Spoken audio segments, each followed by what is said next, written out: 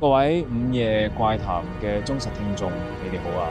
又係我喺呢個夜闌人靜、鬼聲鳩鳩嘅時刻，同大家一齊發掘香港最深寒、最經典嘅鬼故同都市傳說。今晚我哋要將目光聚焦喺港島西一個充滿歷史，同時又被無數恐怖傳聞籠罩嘅地標。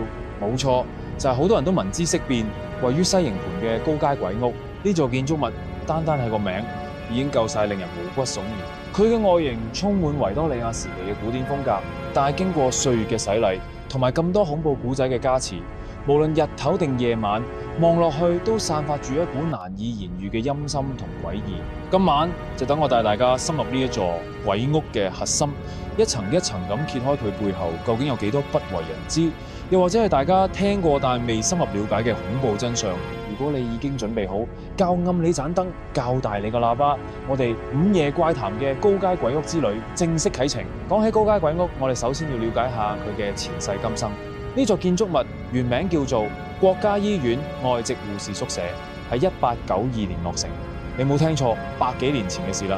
最初啦，佢係設計嚟俾國家醫院嘅外籍護士住嘅。諗下百幾年前嘅西營盤，仲係一片相對荒蕪嘅山頭。呢座用花崗岩砌成嘅宏偉建築，喺當時嚟講都算係幾突出。佢嘅建築風格係典型嘅早期巴洛克式，有寬闊嘅拱形遊廊，又有厚實嘅石牆。日頭睇呢，可能仲有啲古典味啦，但係一到夜晚呢，嗰啲黑麻麻嘅走廊同埋一個個拱形門洞呢，就好似一隻隻張開口嘅怪獸，準備吞噬所有行近嘅生靈。點解一座原本咁正常嘅建築物會同鬼屋扯上關係呢？呢個就要由幾段黑暗嘅歷史講起啦。相傳喺第二次世界大戰，日軍佔領香港嘅3年零8個月期間，呢座建築物曾經俾日軍佔用。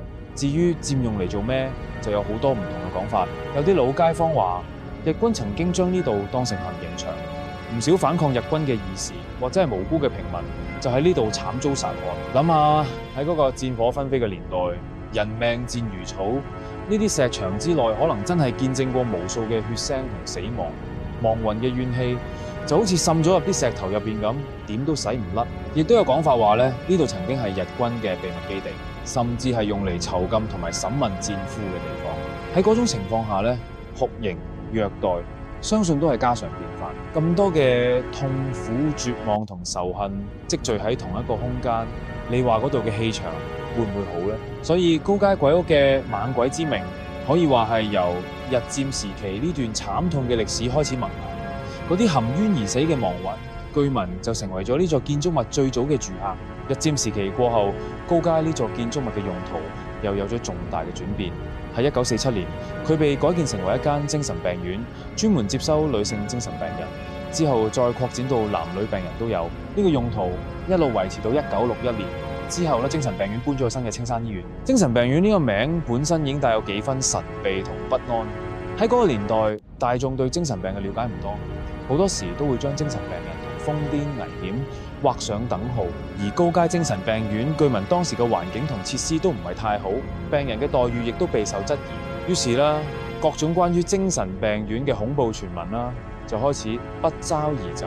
有啲曾經喺附近住過嘅老街坊話，夜晚經過高街精神病院，成日都會聽到入邊傳嚟病人嘅慘叫聲、哭泣聲，甚至係啲歇斯底里嘅狂笑聲。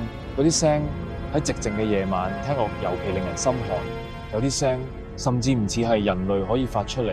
仲有傳聞話，當時病院入邊時不時都會有病人離奇死亡，有啲係自殺，有啲係病死，亦都有啲死因不明不白。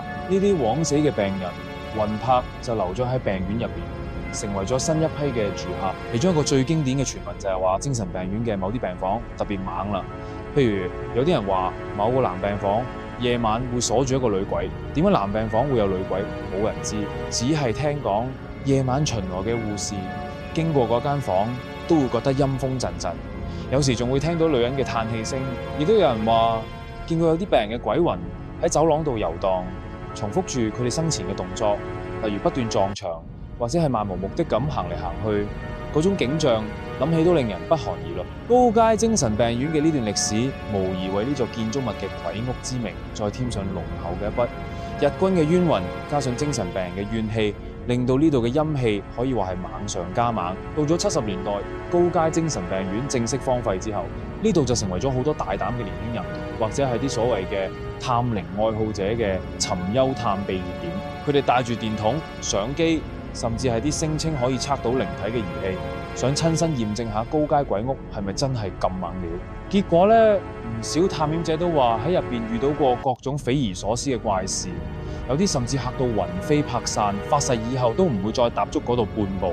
最常聽到嘅就係各種奇怪嘅聲響。有啲人話喺空無一人嘅走廊會聽到清晰嘅腳步聲，好似有人跟住你行㗎。有啲人話會聽到啲房入邊傳嚟開門細門嘅吱呀聲，但係明明啲門已經爛晒或者係鎖死咗。有啲人話咧，會聽到人喺你耳邊細細聲講嘢，但係講咩就聽唔清楚，淨係覺得無管台。除咗聲，仲有影。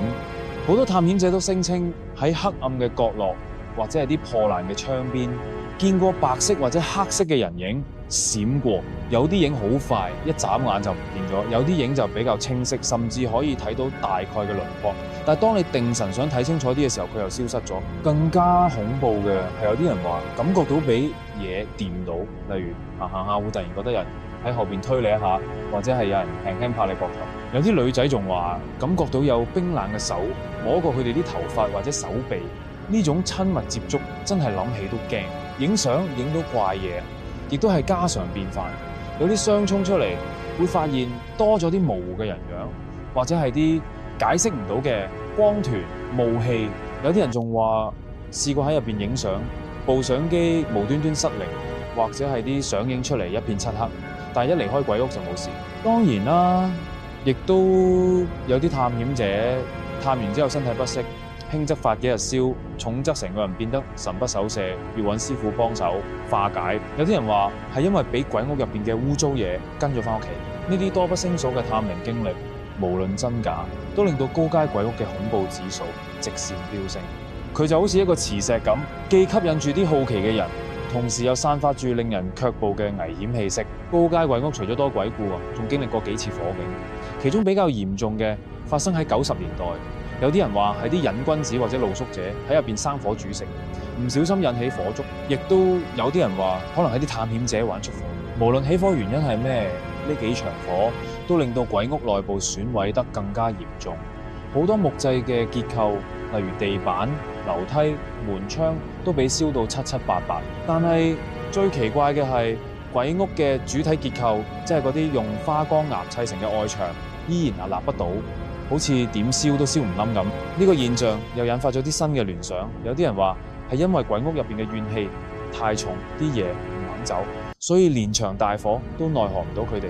火或者可以燒毀物質，但係燒唔走嗰啲積聚咗幾十年甚至上百年嘅陰氣同執念。火災之後，有啲人話高街鬼屋變得更加猛，可能係因為大火驚動咗啲住客，又或者係燒毀咗佢哋部分棲身之所，令到佢哋更加活躍。有啲探險者話火災之後再去感覺到嗰種陰寒之氣，比以前更加刺骨。亦都有啲風水佬話高街鬼屋嘅地理位置本身就唔係咁好，容易聚集陰氣，加上佢嘅建築結構，例如嗰啲長長嘅走廊啊，同埋好多密封嘅房間，都好容易形成困陰嘅格局啊。所以就算經歷過大火，嗰啲嘢都好難真正離開。高街鬼屋嗰種燒不毀嘅感覺，就好似佢入邊嘅恐怖傳聞一樣，歷久不衰，反而越傳越烈。對於高街鬼屋嘅種種傳聞，住喺西營盤幾十年嘅老街坊，好多都有自己嘅睇法同埋聽聞。有啲阿婆阿伯話，佢哋細個嗰陣，屋企人已經千叮萬囑，叫佢哋唔好行近高街鬼屋，話嗰度好邪，好多污糟嘢。佢哋細個經過咧，都會特登兜路行，或者係急急腳咁跑過，唔敢望多眼。有啲老街坊仲話，以前夜晚喺屋企，如果開住窗，有時會隱隱約約聽到由鬼屋方向傳嚟啲怪聲，好似係人喊，又好似係啲動物叫，總之就唔係啲正常嘅聲。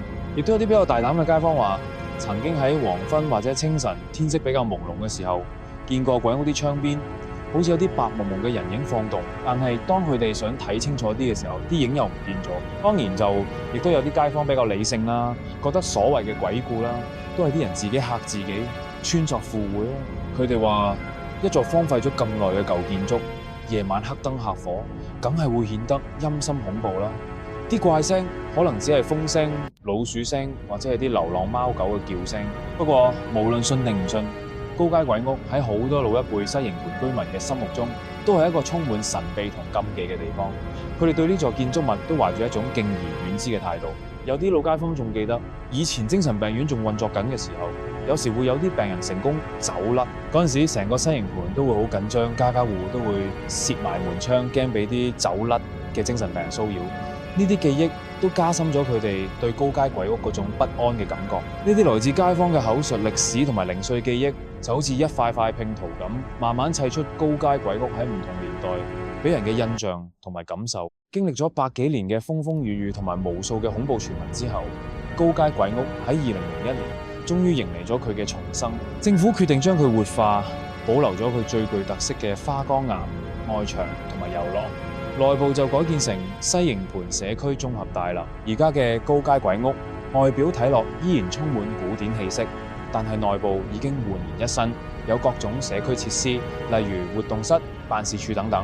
日頭好多街坊都會入去使用啲設施，睇落好似已經擺脫咗以往嗰種陰森恐怖嘅形象。但係問題嚟啦，改建之後，高街鬼屋入邊嘅嘢係咪真係就咁消失晒咧？有啲人話，既然建築物嘅主體結構仲喺度，嗰啲依附喺石牆上面嘅靈體可能仲未離開，只不過因為而家多咗人氣，陽氣成咗，佢哋暫時收斂咗，或者係匿埋咗喺啲人少去到嘅角落。亦都有啲比較敏感嘅人話咧，就算日頭行入去社區綜合大樓咧，喺某啲位置，例如以前精神病院嘅舊翼，或者係啲比較陰暗嘅樓梯間，依然會感覺到一股唔尋常嘅寒意，或者係一種俾人望住嘅感覺。當然呢啲都只係一啲個人感受同埋猜測，冇咩實質證據。但係高街鬼屋呢個名實在太深入民心，就算佢已經改建咗，好多人提起佢，第一時間諗起嘅依然係嗰啲恐怖嘅鬼故。有啲後生仔啦，可能唔知道佢以前嘅歷史，淨係知道呢度以前係鬼屋，仲會專登夜晚走去大樓外邊朝聖，想感受下嗰種氣氛。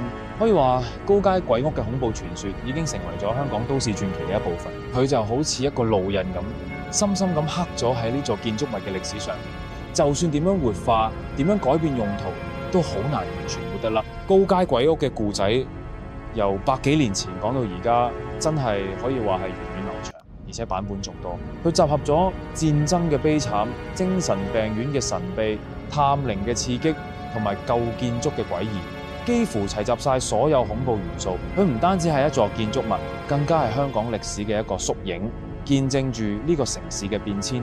同時，佢亦都承載住一代又一代香港人嘅集體回憶，同埋對未知事物嘅想像。無論你信唔信鬼神之說，當你下次行經西營盤高街，望住嗰座充滿古典風格，但又帶點滄桑同神秘嘅建築物嘅時候，不妨諗下佢背後嘅故仔，可能你會對佢有一番新嘅感受。但係我哋都要提提大家，對於呢啲充滿傳聞嘅地方，我哋應該抱住一份尊重嘅心。好奇心可以有，但係千祈唔好做出啲咩滋擾或者破壞嘅行為。始終寧可信其有，不可信其無。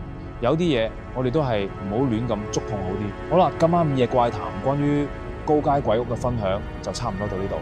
希望呢個經典嘅香港鬼故能夠令大家喺呢個深夜感受到一絲絲嘅寒意。多謝各位嘅收聽。如果你中意我哋嘅節目，記得 CLS comment、like、share and subscribe 我哋嘅 channel 午夜怪談。如果你都有聽過或者親身經歷過啲咩關於高街鬼屋或者其他香港猛鬼地方嘅堅料，非常歡迎你喺下邊留言，同我哋以及其他聽眾分享。